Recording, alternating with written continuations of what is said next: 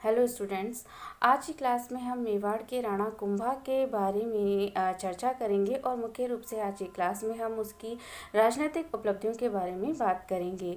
लेकिन उसकी राजनीतिक उपलब्धियों को जानने से पूर्व हम उसके प्रारंभिक जीवन का भी परिचय प्राप्त करेंगे और साथ ही हम ये जानेंगे कि राणा कुंभा को किन किन प्रारंभिक समस्याओं का सामना करना पड़ा या कठिनाइयों का सामना करना पड़ा और किस प्रकार से उसने अपनी प्रारंभिक समस्याओं का निवारण किया।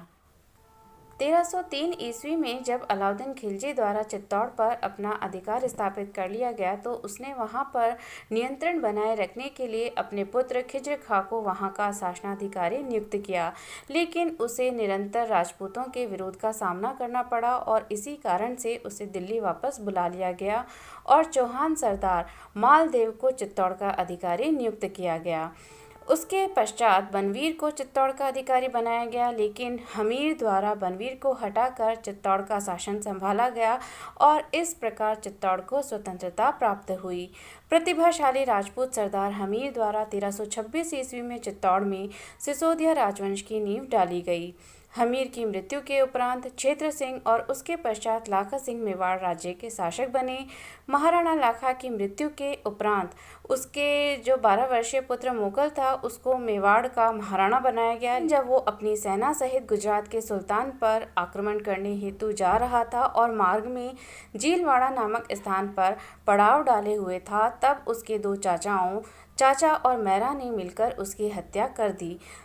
चूंकि कुंभा भी इस पड़ाव में शामिल था तो कुंभा को शुभ चिंतक राजपूत सरदारों द्वारा सुरक्षित चित्तौड़ ले जाया गया और उसे वहां मेवाड़ का महाराणा घोषित किया गया। अब हम बात करते हैं कुंभा के प्रारंभिक जीवन की।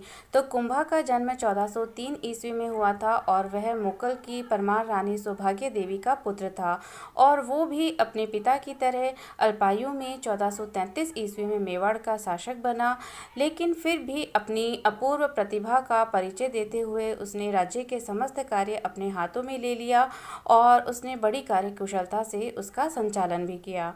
संपूर्ण गुहिल वंश के शासकों में कुंभा या कुंभकर्ण ही एक ऐसा शासक था जो उसके अनेक गुणों और विशेषताओं के प्रतीक विरुद्धों से विख्यात था। उसके जीवन की सबसे बड़ी घटनाएं सतत युद्ध की संभावनाएं थी, जिनसे उसने दृढ़ता से देश की रक्षा की और अपने राज्य को विस्तारित भी किया। इन गतिविधियों के साथ वो साहित्य और कला का पोषक बना रहा, जो कम गौरव की बात नहीं कही जा सकती। बात की जाए कुंभा के इतिहास की जानकारी के स्रोतों की, तो कुंभा के शासनकाल की जानकारी हमें विभिन्न स्रोतों से मिलती है और अब तक लगभग 60 ऐसे शिलालेख हमें मिल चुके हैं जो कुंभा के बारे में किसी न किसी प्रकार की जानकारी प्रदान करते हैं।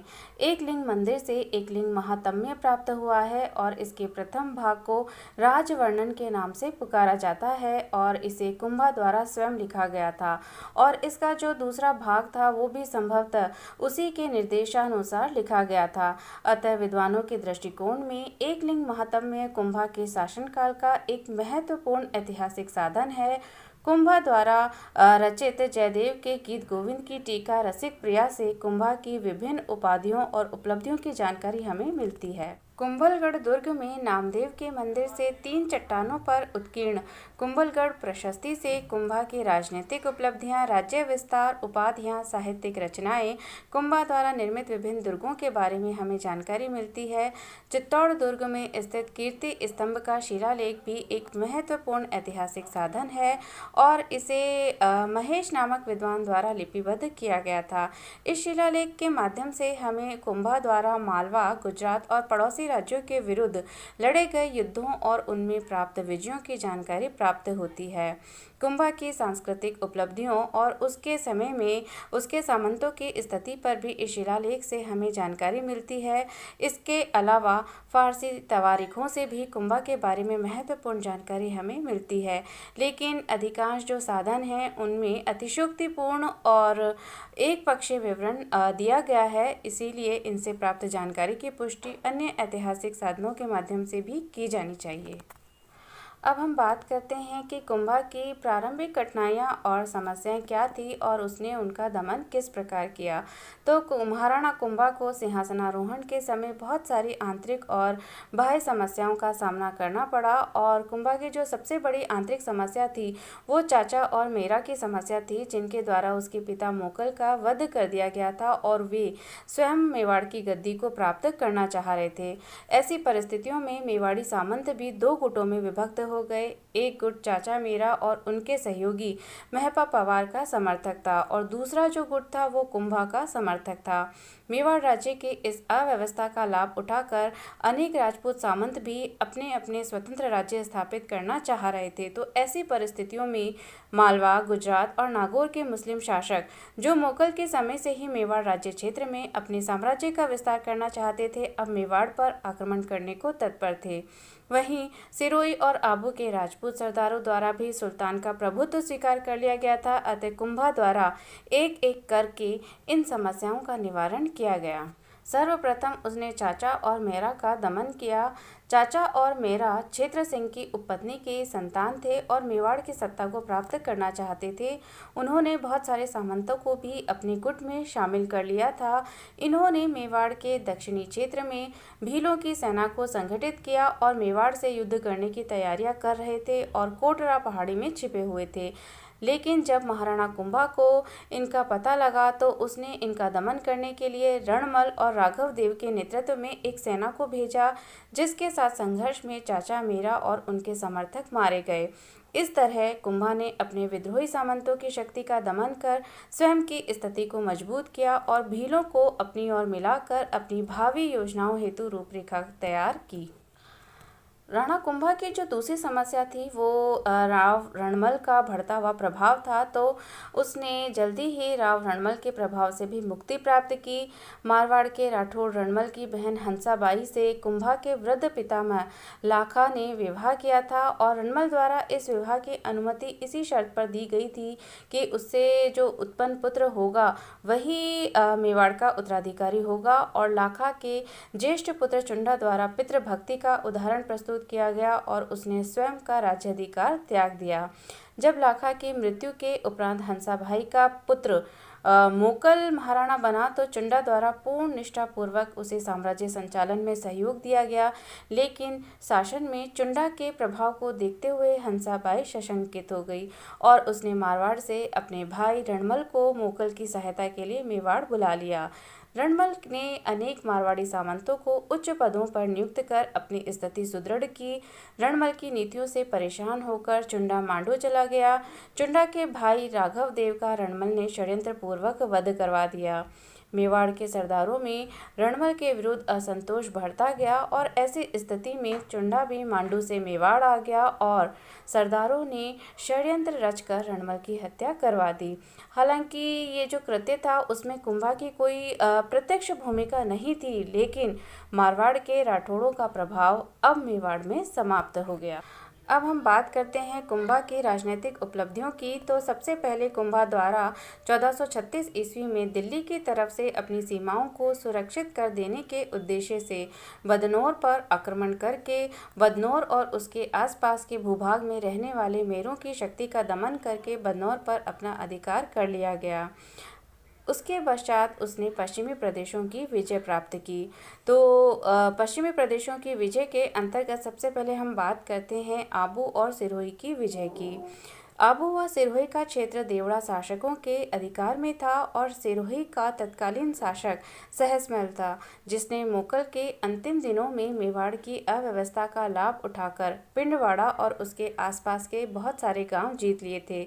इसके अलावा देवड़ा चौहानों का व्यवहार भी मेवाड़ के प्रति सम्मानजनक नहीं था। इन गांवों को पुनः अधिकृत करने का बहाना बनाकर राणा ने डोडिया सरदार नरसिंह को 1437 ईस्वी में सिरोही पर आक्रमण करने के लिए भेजा। लेकिन इस आक्रमण का जो वास्तविक कारण था वो मेवाड़ के पश्चिम में स्थित प्रदेशों पर अधिकार करने व आबू तथा सिरोही के पूर्वी भाग पर अधिकार कर गुजरात के विरुद्ध मेवाड़ की सीमा को सुदृढ़ करना था।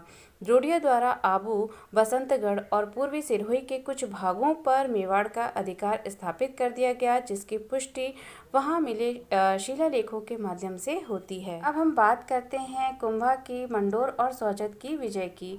तो रणमल की मृत्यु के बाद उसका पुत्र जोधा जान बचाकर मारवाड़ भाग गया। चुंडा ने जोधा का पीछा किया और भागते हुए उसने राठौड़ सैनिकों पर चित्तौड़ के पास आक्रमण कर दिया। अनेक राठौड़ इस युद्ध में मारे गए और कुछ राठौड़ मारवाड़ भाग गए।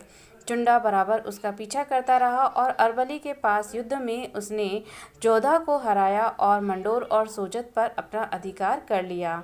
मंडोर का प्रबंध अपने पुत्र कुंतल को सौंपकर चुंडा चित्तौड़ लौट आया। जोधा ने अनेक बार मंडोर पर अधिकार करने का प्रयास किया, लेकिन उसे सफलता प्राप्त नहीं हुई। अंत में हंसाबाई के समझाने पर कुंभा ने मालवा और गुजरात के मुस्लिम आक्रमणों को ध्यान में रखते हुए राव जोधा के साथ मैत्रीपूर्ण संबंध बनाने के लिए मंडोर और सोजत जोधा को लौटा दिए। इधर मेवाड़ के साथ अच्छे संबंध बनाए रखने के उद्देश्य से जोधा ने भी अपनी पुत्री श्रृंगार देवी का विवाह कुंभा के पुत्र रायमल से कर पुरानी शत्रुता को समाप्त कर दिया और इस प्रकार 15 वर्ष तक कुंभा का मारवाड़ पर अधिकार रखना मेवाड़ का राजनीतिक प्रभाव बढ़ाने में लाभदायक सिद्ध हुआ। कुंभा द्वारा पूर्वी प्रदेशों की विजय के अंतर्गत हम सबसे पहले बात करते हैं उसकी हाड़ौती विजय की। हाड़ौती बूंदी का भूभाग चौहान राजपूतों की हाड़ा शाखा का प्रभाव क्षेत्र था और हाड़ा राजपूतों के कारण ही यह क्षेत्र हाड़ौती कहलाया। बूंदी के शासक मेवाड़ के सामंत थे, लेकिन मुगल के अंतिम दिनों में वे स्वतंत्र हो गए थे। कुंभा के समकालीन बूंदी के शासक बैरिशाल और भाण थे। हाड़ा शासकों ने मेवाड़ के पूर्वी सीमावर्ती दुर्ग मांडलगढ़ और जहाजपुर पर अधिकार कर लिया था। पूर्वी सीमा की रक्षा के लिए मेवाड़ के राणा द्वारा उन्हें पुनः वापस लेना आवश्यक था। यही नहीं, मालवा के सुल्तान होशंग शाह ने जब मेवाड़ पर आक्रमण किया था, हाड़ा नरेश सुल्तान की तरफ से मेवाड़ के विरुद्ध लड़े थे। इसके अलावा बूंदी के शासक भाण का भाई सांड कोटा का शासक था, जो भाण की इच्छा के विरुद्ध राणा कुंभा से मिला हुआ था। भाण ने कोटा का राज्य भी अपने लिए प्राप्त करने के लिए मालवा के सुल्तान से सहायता मांगी और उधर सांडा ने अपनी रक्षा के लिए कुंभा से सहायता मांगी। कुंभा ने सेना भेजकर गागरोन और मांडलगढ़ पर अधिकार कर लिया और बूंदी के शासक को अपना करदाता बनाकर उसका राज्य वापस दे दिया। इस प्रकार मेवाड़ के पूर्वी सीमांत पर मित्र राज्य स्थापित कर कुंभा ने अपनी बुद्धिमत्तापूर्ण नीति का परिचय दिया। चौहानों के पतन के उपरांत अलवर, जयपुर, टोंक, सवाई माधोपुर आदि स्थानों पर मुसलमानों का प्रभाव स्थापित हो गया था। पूर्वी राजस्थान में रणथंभौर और आमेर की विजय कुंभा की महत्वपूर्ण विजयों में से थी। उसने रणथंभौर का दुर्ग मालवा के सुल्तान महमूद खिलजी को परास्त कर प्राप्त किया। आमेर में कायम खानी मुसलमानों को हराकर उसने आमेर जीत लिया और उसे आमेर के कछवाहा शासक उदयन को दे दिया। इसके अलावा कुंभा ने टोंक तथा अलवर पर भी अपना प्रभाव स्थापित किया। कुंभा के अगर अन्य विजयों की हम बात करें तो कुंभलगढ़ प्रशस्ति के अनुसार कुंभा ने राजस्थान के कुछ और नगरों को भी जीता था। इन नगरों के स्थानीय नाम तो ज्ञात नहीं है, लेकिन संस्कृत में रूपांतरण के आधार पर स्थानीय नगरों के नाम शौध्या नगरी, हमीरपुर, वायसपुर, धान्य नगर, विसल नगर, नारदीय नगर और सिंहपुरी है। इसके अतिरिक्त कुंभा ने बन्नौर के आसपास बसने वाले मेरों का कठोरता से दमन किया, क्योंकि मेरों ने मेवाड़ के विरुद्ध विद्रोह कर दिया था। डूंगरपुर के राज्य को, जो मुगल के समय में स्वतंत्र हो गया था, पुनः मेवाड़ राज्य में मिला लिया गया। तो इस प्रकार कहा जा सकता है कि कुंभा ने एक व्यापक क्षेत्र पर अधिकार कर मेवाड़ साम्राज्य की नींव डाली।